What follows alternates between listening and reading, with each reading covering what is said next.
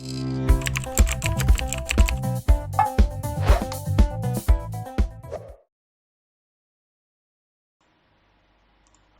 and welcome to this 1e4 course repertoire for white.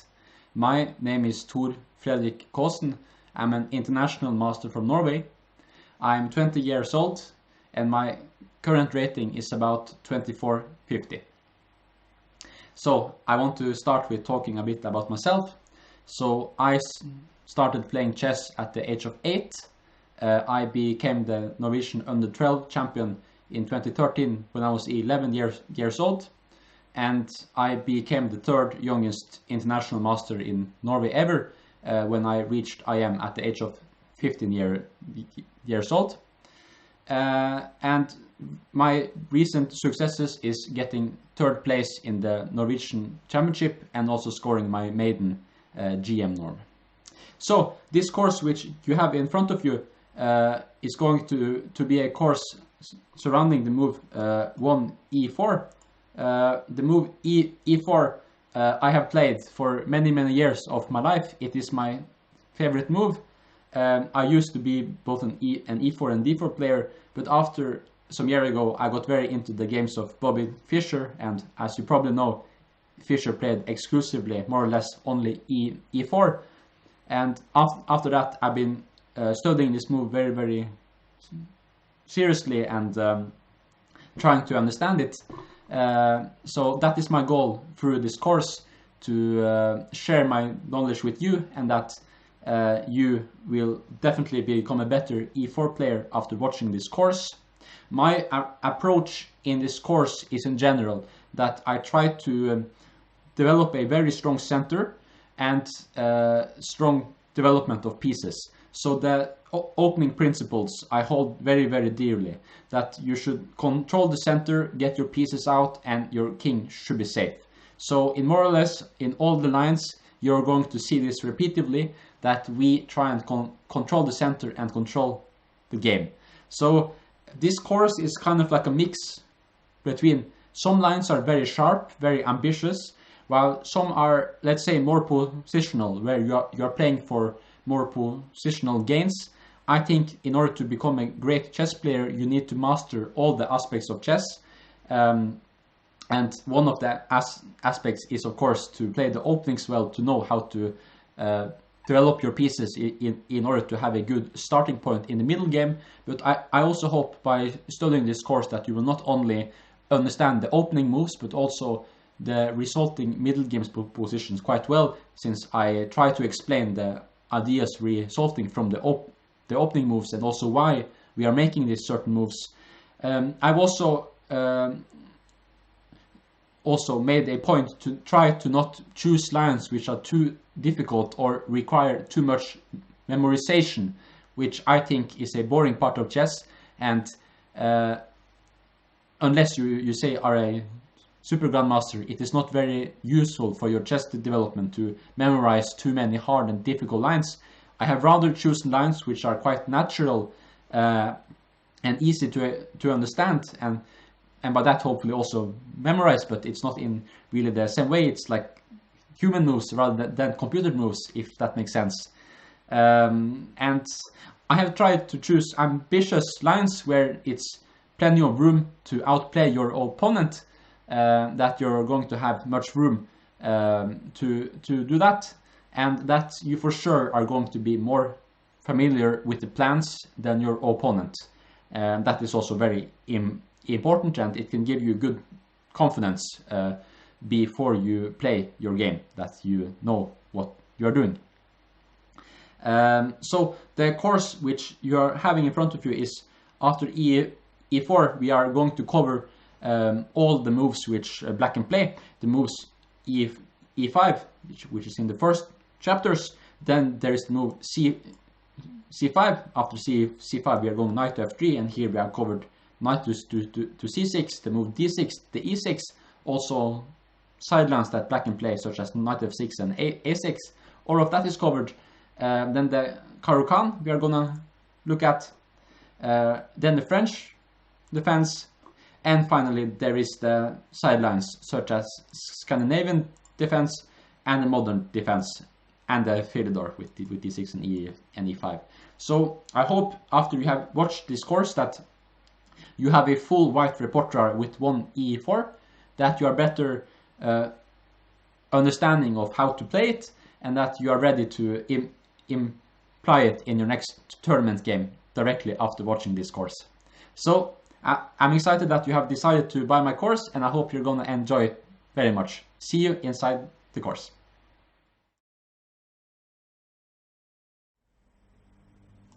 Hello and welcome to one e4 course for white. In this chapter 1 we are going to look at the Italian from the white side, sort of sidelines that black can play. So we look at e4, e5. e5 is the main move which black can play in chess against e4. Arguably it's e5 and c5. We play knight f3, which is the main move, knight to c6, and here the move bishop to c4, which is called the Italian Gioco Piano. Now, why I decided to recommend the Italian? Well, it is a very flexible openings. There is many structures which can arise, which means that you're also going to learn a lot while playing this opening. It is not like it's just one structure which you need to know. This can limit you as a chess player. So I think the Italian is a very healthy opening to play for your growth, and also you often get good positions when you play the Italian. I'm in general going to recommend that you play the Italian in a bit more of a slow and positional way, often with the moves such as d3 and c3, not really going for c3 and d4 right away. So we are trying to build up our center slowly but surely, and just get the opening advantage from this. This is a reoccurring theme throughout this course, is that we are always trying to get a solid center, and we believe that we are slightly better if we can achieve this. So the main move here, well, black has two main moves after the Italian bishop to c4. Is either to go with bishop to c5 here, or move knight to f6. And in chapter 1 we start with the move knight f6, which black can play. So the downside for black to play the move knight f6 is that here white has the option of going knight to g5, which is called the fried liver attack, which leads to crazy complications after the move d5, e takes d5, followed by knight to a5, and so on. This is fully possible to play with the white side, though it is not really in the spirit of our repertoire. I think that we should not have to memorize so much, and often even by memorizing it is not gonna promise you an advantage also if black also knows. So in general I don't recommend going for these long lines with knight to g5. It is much more simple for us to just play the move d3 after knight f6, as we are anyway going for this type of setups in general. So that's the good thing for us. So knight f6, d3. Now we are going to cover in different chapters the move bishop to c5. This is probably the best setup for black, as the bishop stands very well here on c5, as well as bishop on c4. The bishop can go either after a6 or a5, go to a7 and control this long diagonal. But in this chapter we are going to cover other setups which black can play. There is the main bishop to e7, which has been a respected move for many years. Black just wants to put the bishop on d7, go castles, and then play with d6. Nothing wrong with that. And there has been this new development in the Italian where black now often plays with h6, with the idea to say go d6 and then later go either g6 or g5 and develop the bishop to g7. So let's first look at the move bishop to e7. Black wants to just go castles and later play with d6. The only issue for black in this line is that the bishop is perhaps slightly passive on e7. It is perhaps a bit more active on c5, and that's why this just does not have as good reputation as bishop to c5. Okay, after bishop to e7 we go castles, black castles, and here it's good to play the move rook to e1. The point behind rook to e1 is that we make d5 impossible for black to play in this position, as then we will just take on d5, knight d5, and knight takes e5. And it's true if you're a martial player that you're going to think about sacrificing the e5 pawn, but this is not really the case here. It could maybe be the case if, say, you play the move c3, and here d5 might very well be a very good response. Even if you somehow win this e5 pawn, the d3 pawn could be a bit weak. With rook to e1 we have no weaknesses in our pawn structure, and d5 would just lose the e5 pawn. So that's the point of rook to e1. Very good move order.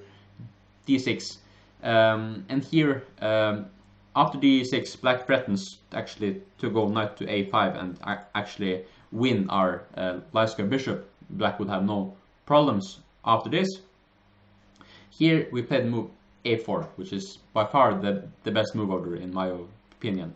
You do not play the move c3 here, as then black would go knight to a5, hit bishop, we have to go to b5 to not just lose the bishop here. And here after, say, a6, bishop to a4, b5, bishop c2, and c5, we found ourselves in a Chigorin Spanish where we have played the move d3 instead of d4 right away. Now this is playable to play with white, though I don't think it promises white any advantage, to be honest.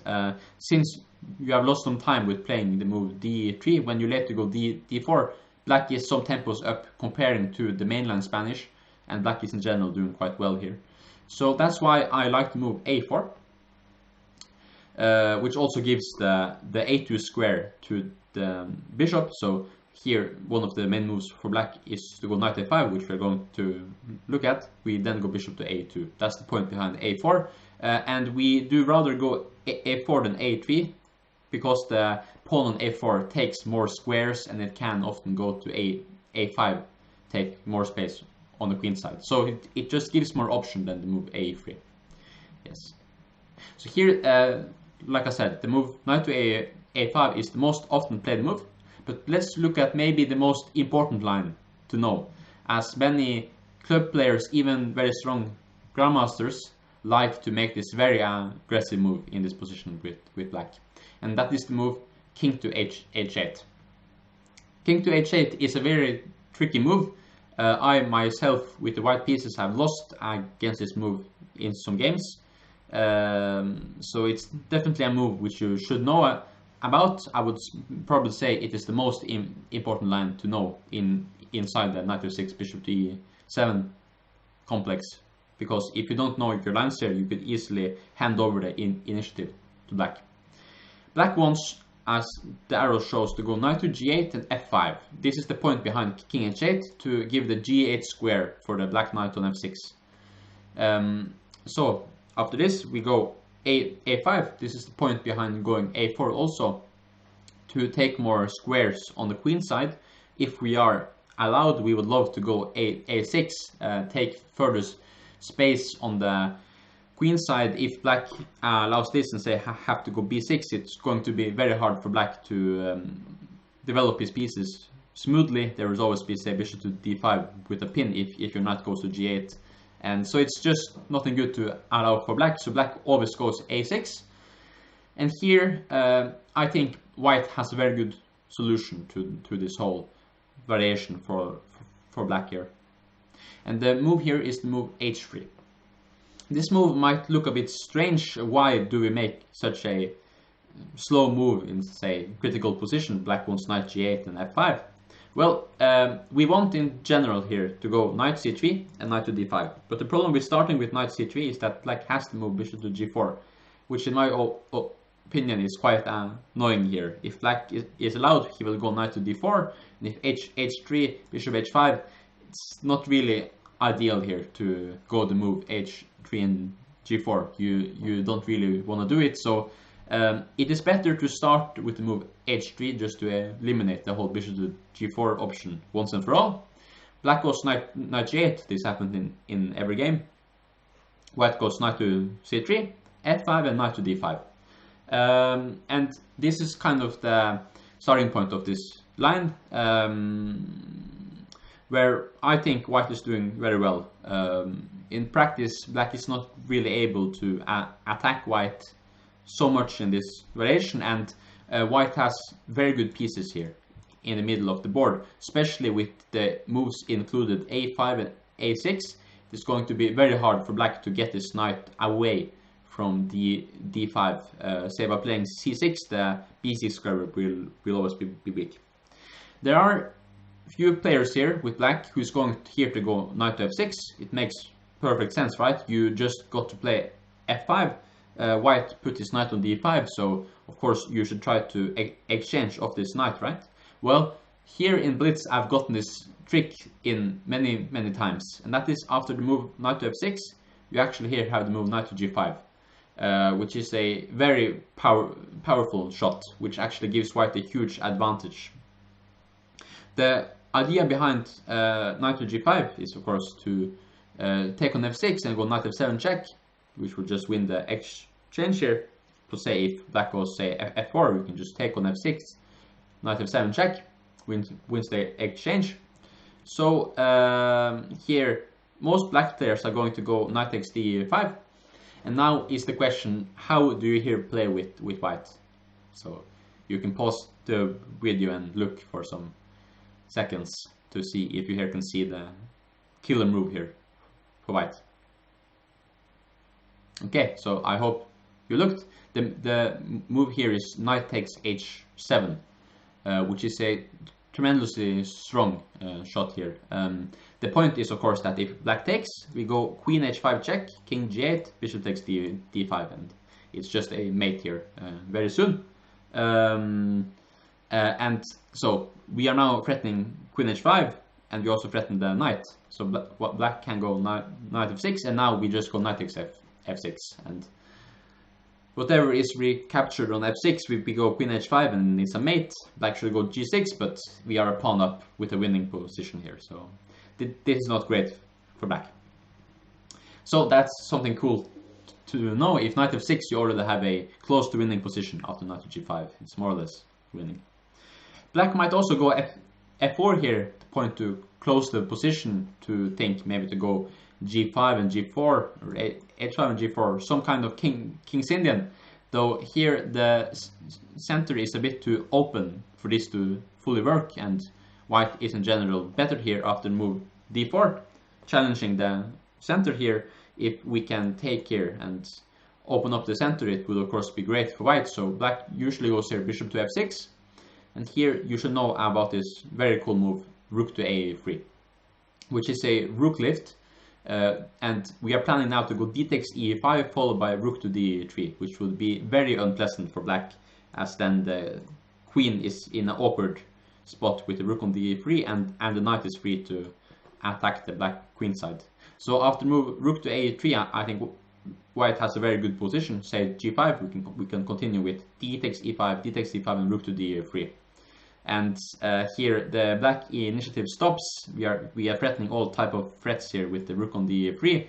Black is never really gonna mate us on the queen side. Black in fact just has a really ugly position here and is close to being lost here. So white is just doing very well. So just know about this rook to a3, rook to d3 maneuver, and you should be doing very well. And finally, the main line for black is to play here with f takes e4, d takes e4, and just knight to f6. Now the knight to g5 move doesn't work as well here, so but we here have a very cool maneuver in my opinion, which I like very much, and that is here the move rook to a3, which is one of my favorite maneuvers in this whole line. And our idea with white here is to go at some point queen to d2 in order to prepare b4, go bishop to f1 followed by c4, and this play on the queen side is going to be very promising for whites, and black doesn't really have enough counterplay on the king side in my opinion. So say black goes bishop to e6, we here go queen to d2, preparing for some b4s. Say queen d7 followed by b4, and it's very hard to see how black is going to continue in this position.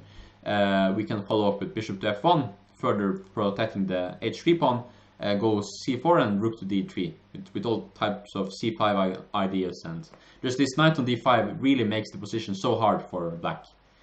He can't get it away, and he's always struggling to play around it. So here actually white has quite a pleasant advantage.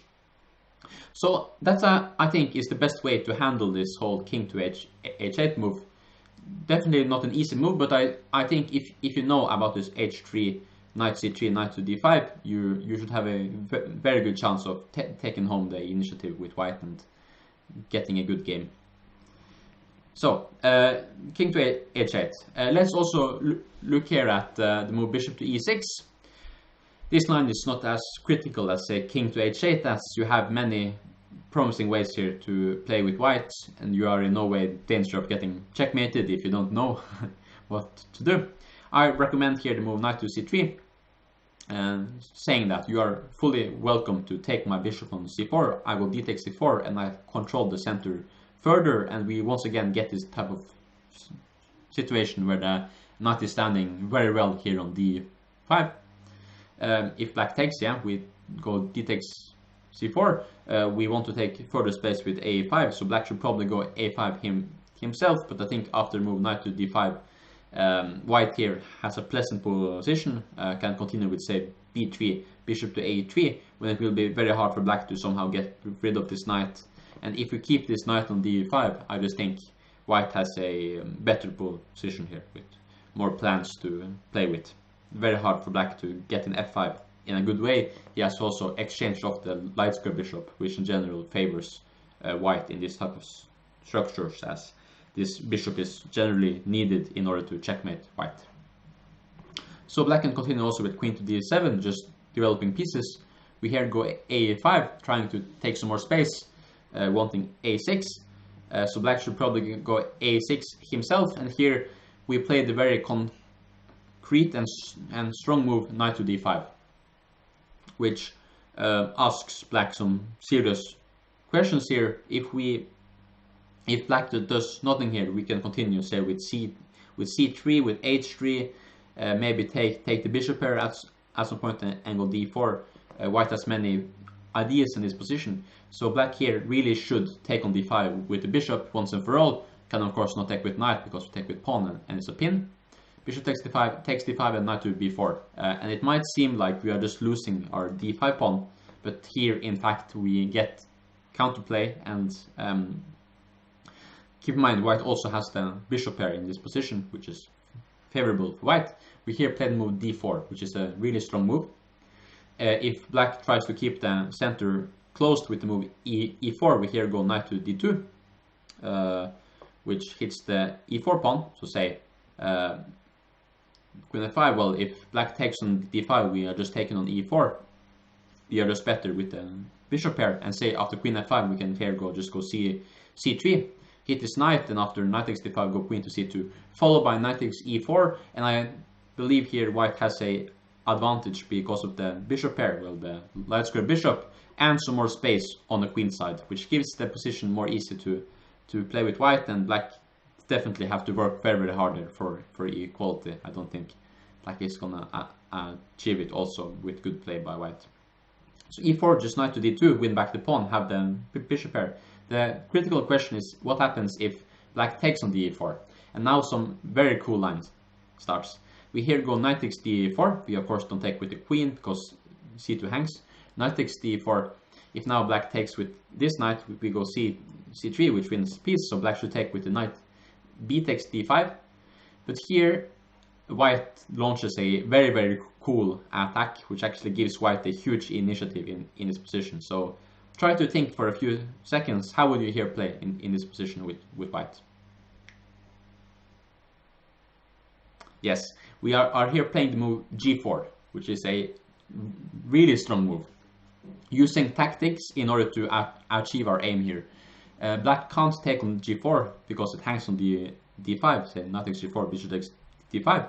And our idea here is to go g5, push this knight away, well, win the knight. So say black goes c6 to defend knight on d5, we here go g5 to push the knight away, knight e8, and here comes the whole point behind g4, so that we here go rook to a3, the rook lift to g3 or h3, not h3 right now. In general, the rook can come to g3, and this position actually gives white a huge edge, actually.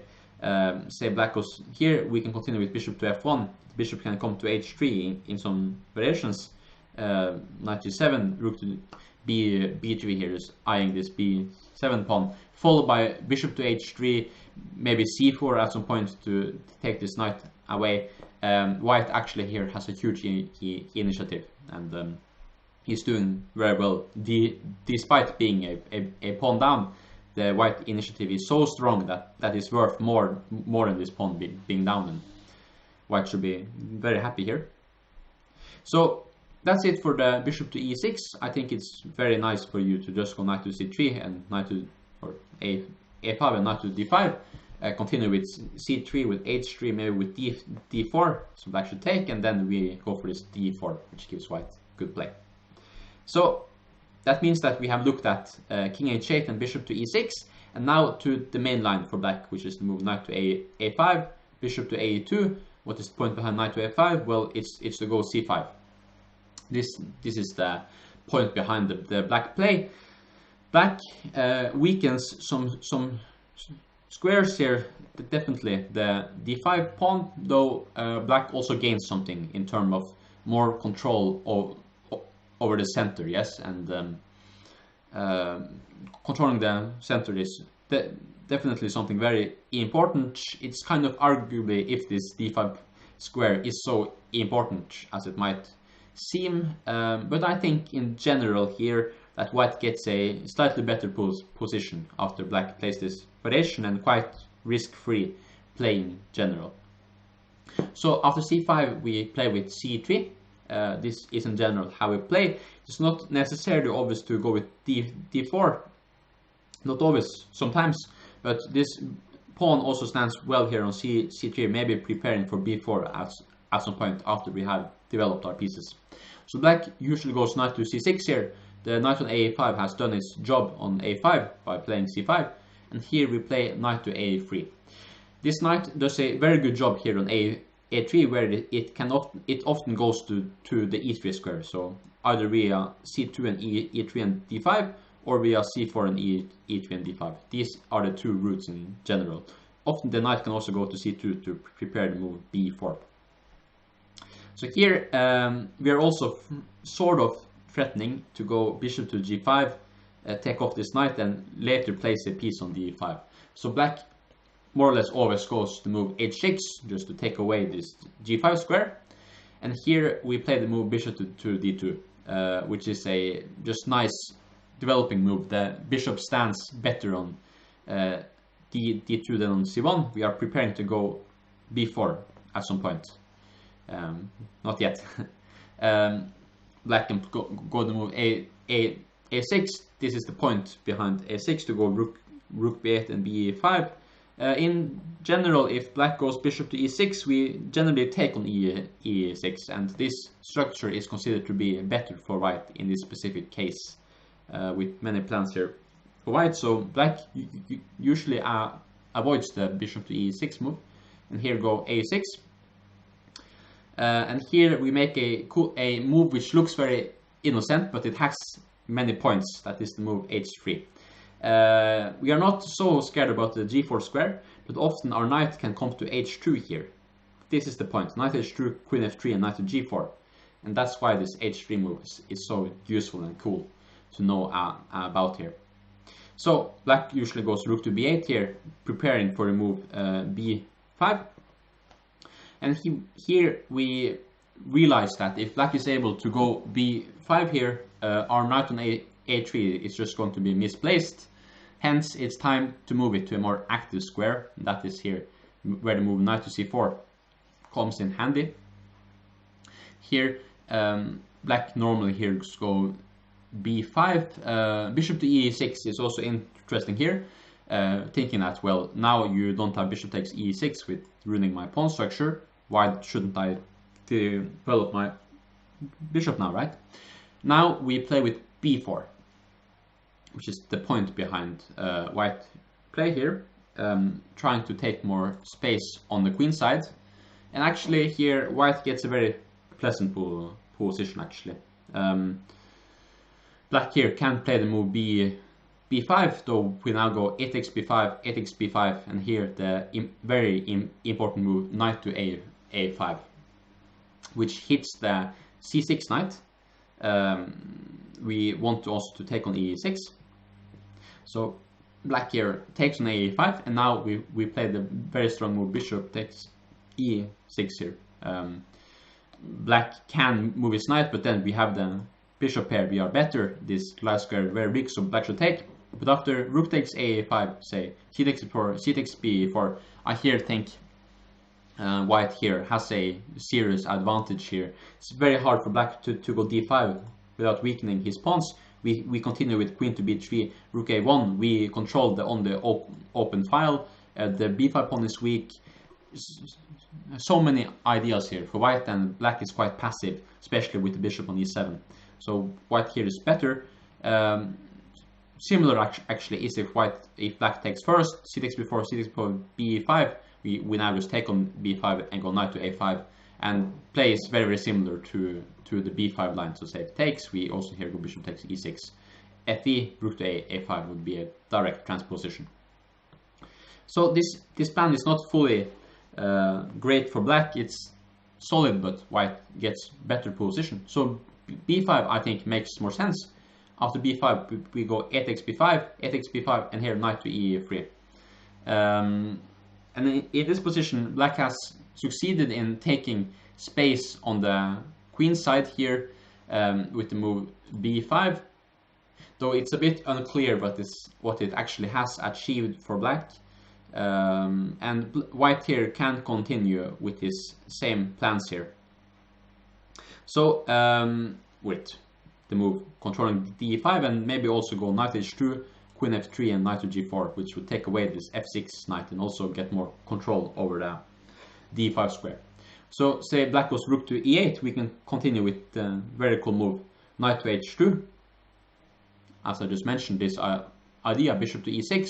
Here it is also promising to take on e6, but even stronger maybe is bishop to d5, which highlights the fact that you can't take on d5 because this knight is in troubles. This position, in my experience, is very unpleasant to play with black. It is not fun at all.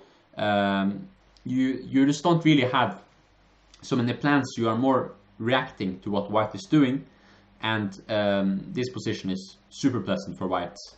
Say queen d7, rook a6, the moves are flowing in naturally.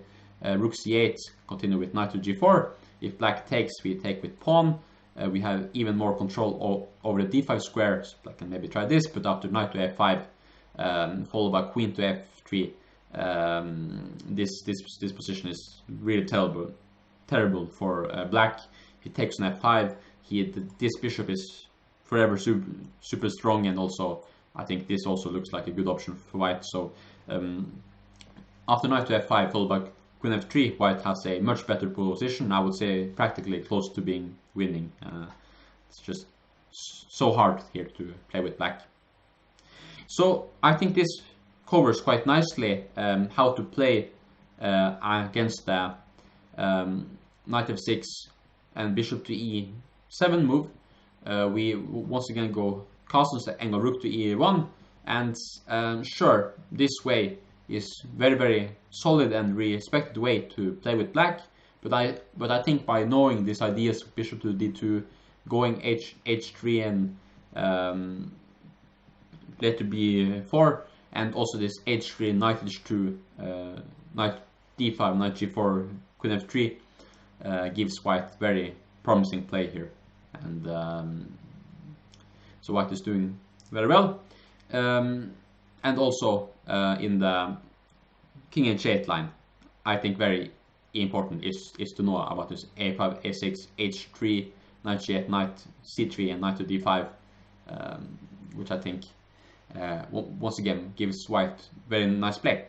So that was it for chapter 1. In chapter 2 we are going to look at the move h6 here for black, which is definitely very popular nowadays, and is something you should really know with the white side and take this variation seriously also. So thanks for watching, and see you in next chapter.